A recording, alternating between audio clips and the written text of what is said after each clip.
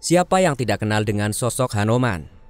Tokoh karakter penting dalam kisah Ramayana, sekaligus salah satu dewa dalam kepercayaan agama Hindu yang digambarkan sebagai seekor kera putih.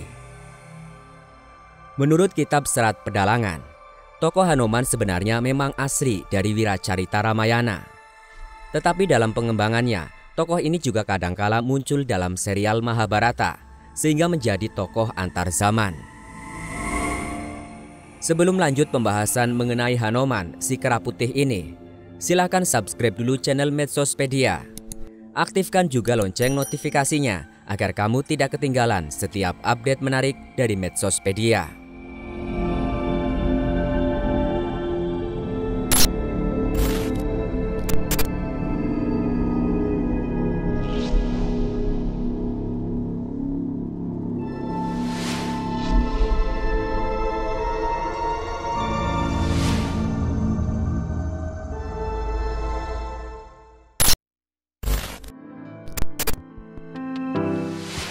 Anjaneya, kisah kelahiran Hanuman.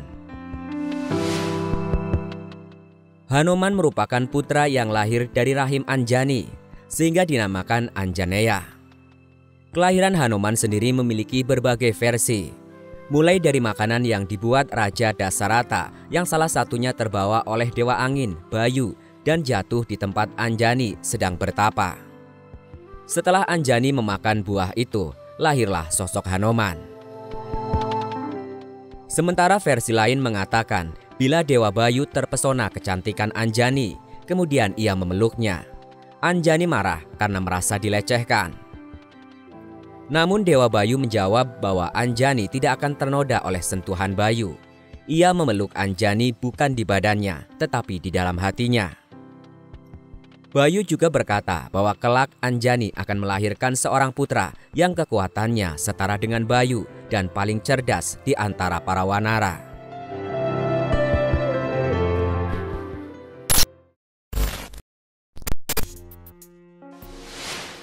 Rama dan Sinta. Awalnya Hanuman merupakan prajurit Sugriwa yang mendapat tugas untuk menyelidiki Rama dan Laksamana yang datang ke Kiskendha.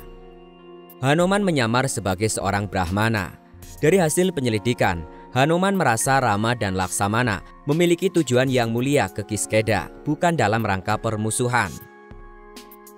Setelah mengenal Rama, Hanuman tiba-tiba mendapat tugas penting dari Sugriwa untuk membantu Rama. Tentu tugasnya untuk menyelidiki keberadaan Sinta yang menghilang. Hanuman beserta Anggada, Nila, Jembawan, dan lain-lain pergi mencari keberadaan Sinta. Setelah melewati berbagai petualangan, Hanuman beserta para wanara lainnya sampai ke kerajaan Alengka. Kerajaan tersebut diperintah oleh raja raksasa bernama Rahwana. Para wanara berterima kasih setelah menerima keterangan Sempati. Kemudian mereka memikirkan cara agar sampai ke Alengka.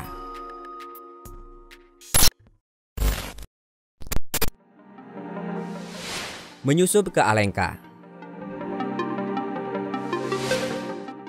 Hanuman teringat akan kekuatannya dan terbang menyeberang lautan agar sampai di Alengka. Setelah ia menginjakkan kakinya di sana, ia menyamar dan menjadi monyet kecil dan mencari-cari Sinta. Ia melihat Alengka sebagai benteng pertahanan yang kuat sekaligus kota yang dijaga dengan ketat. Kemudian ia datang ke istana Rahwana dan mengamati wanita-wanita cantik yang tak terhitung jumlahnya. Tetapi ia tidak melihat Sinta yang sedang merana. Setelah mengamati ke sana kemari, ia memasuki sebuah taman yang belum pernah diselidikinya. Di sana, ia melihat wanita yang tampak sedih dan murung yang diyakininya sebagai Sinta. Hanuman menghampiri Sinta dan menceritakan maksud kedatangannya. Mulanya Sinta curiga, tetapi kecurigaan Sinta hilang saat Hanuman menyerahkan cincin milik Rama. Hanuman juga menjanjikan bantuan akan segera tiba. Hanuman menyarankan agar Sinta terbang bersamanya ke hadapan Rama, tetapi Sinta menolak. Ia mengharapkan Rama datang sebagai kesatria sejati dan datang ke Alengka untuk menyelamatkan dirinya. Kemudian Hanuman mohon restu dan pamit dari hadapan Sinta. Sebelum pulang, ia memporak-porandakan Taman Asoka di Istana Rahwana.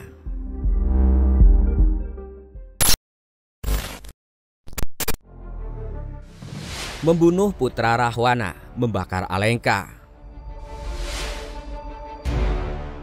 Hanoman membunuh ribuan tentara, termasuk prajurit pilihan Rahwana seperti Jambu Mali dan Aksa. Akhirnya ia dapat ditangkap Indrajit, putra sulung Rahwana, sekaligus putra mahkota kerajaan Alengka dengan senjata Brahma Astra. Senjata itu memilit tubuh Hanoman. Namun kesaktian Brahma Astra lenyap saat tentara raksasa menambahkan tali jerami. Indrajit marah bercampur kecewa karena Brahma Astra bisa dilepaskan Hanoman kapan saja. Tetapi Hanoman belum bereaksi karena menunggu saat yang tepat. Ketika Rahwana hendak memberikan hukuman mati kepada Hanoman, Wibisana, adik kandung Rahwana, membela Hanoman agar hukumannya diringankan, mengingat Hanoman adalah seorang utusan. Rahwana menjatuhkan hukuman agar ekor Hanoman dibakar. Melihat hal itu, Sinta berdoa agar api yang membakar ekor Hanoman menjadi sejuk. Karena doa Sinta kepada Dewa Agni terkabul, api yang membakar ekor Hanoman menjadi sejuk. Lalu ia memberontak dan melepaskan Brahma Astra yang mengikat dirinya. Dengan ekor menyala-nyala seperti obor, ia membakar kota Alengka. Kota Alengka pun menjadi lautan api.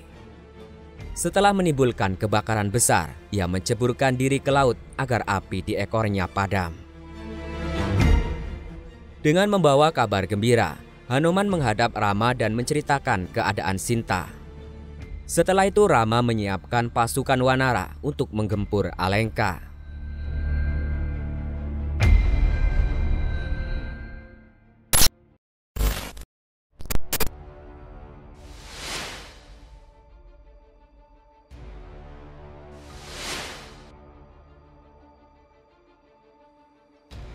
Setelah pertempuran besar melawan Rahwana berakhir, Rama hendak memberikan hadiah untuk Hanoman. Namun Hanoman menolak karena ia hanya ingin agar Sri Rama bersemayam di dalam hatinya. Rama mengerti maksud Hanoman dan bersemayam secara rohaniah dalam jasmaninya. Akhirnya Hanoman pergi bermeditasi di puncak gunung mendoakan keselamatan dunia. Pada zaman Dwapara Yuga, Hanoman bertemu dengan Bima dan Arjuna dari lingkungan keraton Hastinapura.